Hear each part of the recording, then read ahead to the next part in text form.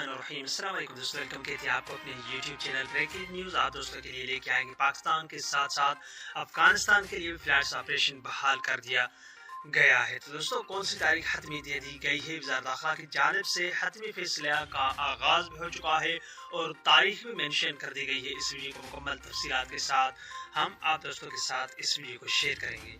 मगर वीडियो की जानिब बनने से पहले अगर आप हमारे चैनल पर पहली बार आए हैं तो चैनल को सब्सक्राइब करने के साथ साथ बेल के आइकन को प्रेस करना बिल्कुल भी ना भूलिएगा।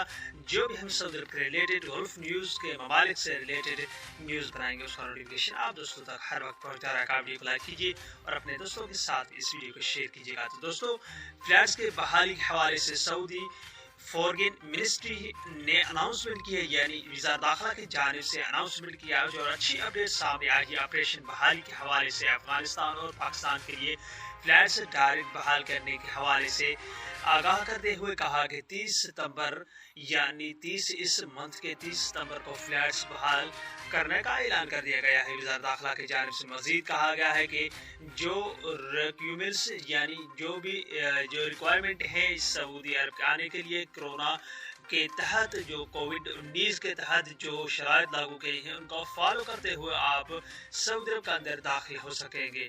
बसूरत अगर आपकी कोई भी रिक्वायरमेंट पूरी नहीं हो तो आपको एयरपोर्ट से ही वापस कर दिया जाएगा। तो इस चीज़ का ख्याल रखिएगा, ज़्यादा से ज़्यादा अपने दोस्तों को भी कहिएगा जो भी सऊदी अरब के अंदर यानी कि तवक्कल एप्लीकेशन और मुकीम वेबसाइट वैक्सीनेशन के 2 डोज लगे इलाज PCR टेस्ट, ये सारी चीज़ आपको रिक्वायरमेंट पूरी करने के बाद आसानी से सऊदी अरब के अंदर दाखिल हो सकेंगे। कोई भी सवाल हो नीचे कमेंट बॉक्स में आप मुझसे पूछ सकते हैं। अगले वीडियो तक अपना बहुत सारा ख्याल रखिएगा। तब तक के लिए बाय बाय, अस्सलाम वालेकुम।